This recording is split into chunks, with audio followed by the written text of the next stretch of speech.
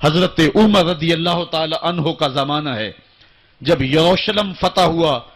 حضرت ابو عبیدہ بن جراح رضی اللہ تعالی عنہ حضرت عمر کو دعوت دیتے ہیں کہ آپ مدینے سے چلیں اور یروشلم میں پہنچیں. حضرت عمر مدینے سے چلتے ہیں. کتنا بڑا قافلہ لے کر کے، کتنا پروٹوکول ہے. حضرت عمر اکیلے اور ساتھ ایک غلام اور اونٹ بھی ایک، باری باری سوار ہوتے ہیں. کبھی غلام سوار ہوتا ہے، کبھی عمر سوار ہوتے ہیں. حکمران تو وہ تھے لوگوں کی دہلیز پہ امن دینے والے، لوگوں کی چوکھٹ پہ جو ہیں وہ نور بانٹنے والے. آج کے حکمرانوں نے تمہیں رمضان المبارک کے اندر لوڈ شیڈنگ کا پیکج دیا ہے اور آج بچے بھی تڑپ رہے ہیں اور جوان بھی سسک رہے ہیں، اور ماہ سیام میں جن اذیتوں میں قوم کو مبتلا کر دیا ہے وہ کسی سے مخفی نہیں ہے. اور تمہیں میں حضرت عمر کی کہانی سناؤں. حضرت عمر دن کو تخت حکومت پہ بیٹھتے تھے اور ان کا تخت کو سونے زبرجد کا نہیں تھا، مسجد نبوی کی چٹائی تھی، اور سارا دن وہاں بیٹھ کے لوگوں کی باتیں سنتے. اور جب رات کے اندھیرے گہرے ہوتے عمر بھیس بدل کے مدینے کی گلیوں کا گشت کرتے. کہا تمہارے گھر سے دھواں نکل رہا ہے اور بچے رو رہے ہیں، ان کو کھانا کیوں نہیں دیتی؟ کہنے لگی عمر کی جان کو رو رہی ہوں. عمر کے پاؤں تلے سے زمین نکل گئے. کہا کیا ہوا؟ کہا 3 دن سے ہمارے ہاں کھانے کے لیے کچھ نہیں ہے. روزانہ بچے روتے ہیں اور میں ہنڈیا کے اندر پتھر ڈال کر کے نیچے سے آگ ڈالتی رہتی ہوں کہ بچے انتظار کر کر کے سو جائیں گے. کم وقت سو بھی نہیں رہے اور وہ پتھر پکیں گے بھی کیا، اور میں عمر کی جان کو رو رہی ہوں. حضرت عمر کا کلیجہ دہلنے لگا. فوراً پلٹے واپس بیت المال میں آئے، گھی کا ایک کنستر لیا، آٹے کی بوری لی، مرچ مسالہ جات بہت کچھ اٹھایا، اپنے کندھے پہ رکھا، بوری اپنی کمر پہ لا دی. عمر بیت المال سے نکلے تو آپ کے خادم اسلم نے دیکھ لیا، آگے بڑھا، کہا میرے آقا میں اٹھاتا ہوں. عمر کی آنکھوں میں آنسو ہے. کہا اسلم قیامت کے دن میرا بوجھ اٹھا لو گے؟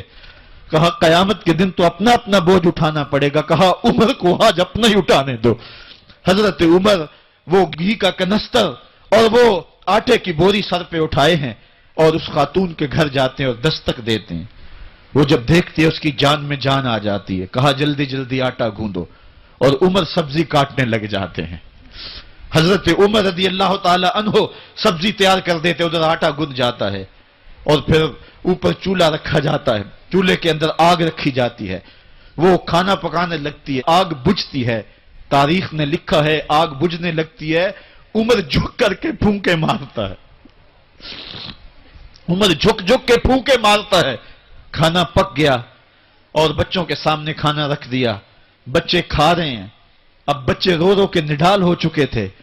حضرت عمر اپنے ہاتھوں کو اور اپنے گھٹنوں کو اور اپنے پاؤں کو زمین پہ لگا کے، جس طرح بکری کا بچہ چلتا ہے ویڑے کے اندر، کبھی ادھر چلتے ہیں کبھی ادھر چلتے ہیں، تاکہ بچے مجھے دیکھ کے خوش ہوں اور دل میں کہتے عمر جتنا رلایا ہے اب اتنا ہنسانا بھی پڑے گا. تو کبھی عمر امیر المومنین، یہ میں کسی آج کے جو ہے وہ لوگوں کے ووٹوں پہ منتخب ہونے والے حکمران کی کہانی نہیں سنا رہا، میں اس عمر کی کہانی سنا رہا ہوں جو 23 لاکھ مربع میل کا حکمران ہے، آدھی دنیا کا بادشاہ ہے. حضرت عمر جو ہے جس طرح بکری کا بچہ چلتا ہے اس طرح اپنے ہاتھ اور اپنے گھٹنے زمین پہ ٹیک کر کے جو ہے وہ اس طرح چلتے ہیں. بچے عمر کو دیکھ کے مسکراتے ہیں. جب بچے مسکرانے لگے تو حضرت عمر نے اس خاتون سے کہا بڑھیا عمر کو معاف کر دے. اس نے کہا تو اتنی ہمدردی کیوں کرتا ہے؟ کہا عمر بیچارہ بڑا پھنسا ہوا ہے، فکر ہے اس کو یرمو کو فسطاط و حلوان کی، جب فتح ہے مصر تو تیاری ہے ایران کی. آتے جاتے وفد سے ملاقات بھی کرتا ہوگا، آتے جاتے وفد سے ملاقات بھی کرتا ہوگا اور شب کو معلوم حالات بھی کرتا ہوگا. کانٹوں میں الجھی ہوئی بیچارے کی جان ہے، نیند اس کو بھی آتی ہے، آخر وہ انسان ہے. میری بہن عمر کو معاف کر دے. اس نے کہا نانا عمر کی بات میرے سامنے نہ کر، قیامت کا دن ہوگا، عمر کا گریبان ہوگا اور میرا ہاتھ ہوگا. جب اس نے یہ بات کہی تو عمر बर्दाश्त न कर सके, बच्चों की तरह बिलक बिलक कर रोने लगे। कहा वो बदनसीब उमर तेरे सामने है, आज ही कहला जो कहना है, कयामत के दिन मुझे माफ रखना। उसने कहा तू उमर है? कहा बदनसीब उमर तेरे सामने खड़ा हूं। मेरे उमर कहते हैं अगर दजला के किनारे एक बकरी का बच्चा भी प्यासा मर गया, उसका हिसाब भी उमर से लिया जाएगा। अल्लाह अकबर। मैं इस हजरत उमर की कहानी सुनाने लगा था।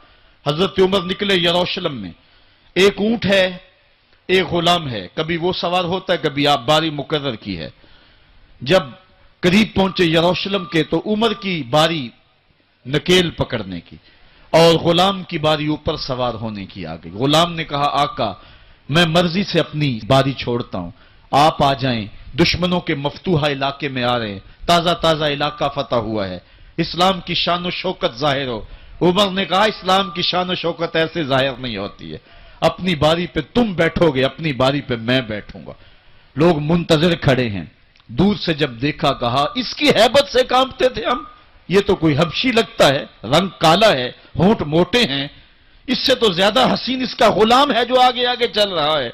हजरत अबू उबैदा ने कहा धोखा खा रहे हो, हमारा आका वो नहीं है जो ऊंटनी के ऊपर सवार है, हमारा आका वो है जो लगाम थामे आगे आगे चल रहा है। हजरत उमर रज़ी अल्लाह तआला अन्हु को आगे बढ़ के जाबिया के मकाम पे हजरत अबू उबैदा बिन जराह ने इस्तकबाल किया। तो हजरत उमर आगे बढ़े और उन्होंने आगे बढ़ करके हजरत अबू उबैदा के दोनों कंधों पे हाथ रखा और सुनो हजरत उमर ने क्या कहा। कहा ला इलाहा इल्लल्लाह इन्ना कुन्ना अज़ल्ला कौमिन फ़अअज़्ज़नल्लाहु बिल इस्लाम। कहा कि ला इलाहा इल्लल्लाह, ए अबू उबैदा बिन जराह, हम एक जलील कौम थे और अल्लाह ने हमें इस्लाम की वजह से इज्जत अता की है। और मैं तुम्हें एक तारीख साज बात कहने लगा हूं और वो ये है कि जब तक हम इस इज्जत वाले इस्लाम के दामन को थामे रहेंगे हमारी इज्जत कायम रहेगी, और जब इस्लाम के अलावा किसी और जगह से इज्जत ढूंढेंगे तो रुस्वा करके रख दिए जाएंगे। ये है वो खुलासा जो हजरत उमर ने उम्मतों के उरूज व जवाल का बयान किया है। इस उम्मत को जो खैरात मिली है तख्त व ताज की, वो पेंटागून से नहीं मिली, वो वाशिंगटन से नहीं मिली, वो व्हाइट हाउस से नहीं मिली, वो मोहम्मद अरबी के जोड़ों का सदका मिली है। इसलिए जब हमने इस्लाम से इनहिराफ किया, पाकिस्तान हासिल किया गया था। पाकिस्तान का मतलब क्या? ला इलाहा इल्लल्लाह। हमने उस नारे को छोड़ दिया हुआ है, हमने इनहिराफ कर दिया है। आज हमारी नजरें मगरब की तरफ लगी हैं कि तख्त व ताज उससे नसीब होते हैं और दुनिया के ऊपर हम रुसवा होकर रह गए। हमारी पस्ती, हमारी ज़बूहाली, हमारी जिल्लत का सबब यह है कि जिस जगह से हमें इज्जत मिली थी हमने वो मरकज ही छोड़ दिया है। उस मरकज हयात को, उस मरकज जिंदगी को, उस मरकज इज्जत को हमने छोड़ दिया है और दुनिया के ऊपर हम रुसवा हो रहे हैं। इन्हीं हजरत उमर की कहानी है। वादी तहामा से गुजर रहे थे कि बच्चों की तरह बिलक बिलक के रोने लगे। कहा उमर जवान आदमी हो और बच्चों की तरह बिलक के रो रहे हो। कहा तुम नहीं जानते, मुझे बचपन की कहानी याद आ गई। कहा क्या कहानी है? कहा यही अर्ज़े तहामा थी। मेरे बाप खत्ताब ने मुझे 5 ऊंट दिए थे। कहा इन्हें लाइन में खड़ा करो सीधा। मैं आगे वाला सीधा करता था, पीछे वाला टेढ़ा हो जाता, पीछे वाला सीधा करता, आगे वाला टेढ़ा हो जाता। मेरे बाप खत्ताब ने मुझे बड़ा मारा। कहा एक अरब के बेटे हो के तुमसे 5 ऊंट लाइन में खड़े नहीं होते?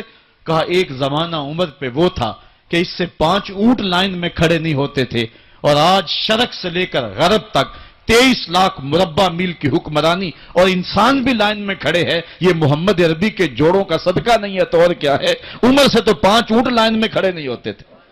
तो ये इज्जतें, ये तख्त व ताज, ये हुकूमतें हमें हुजूर की दहलीज से मिली हैं। जब हमने उस दहलीज को छोड़ दिया तो दुनिया के ऊपर रुस्वा हो गए और जलील करके रख दिए गए। आज हमारी हालत यह है कि गैर भी हमें ताने दे रहे हैं।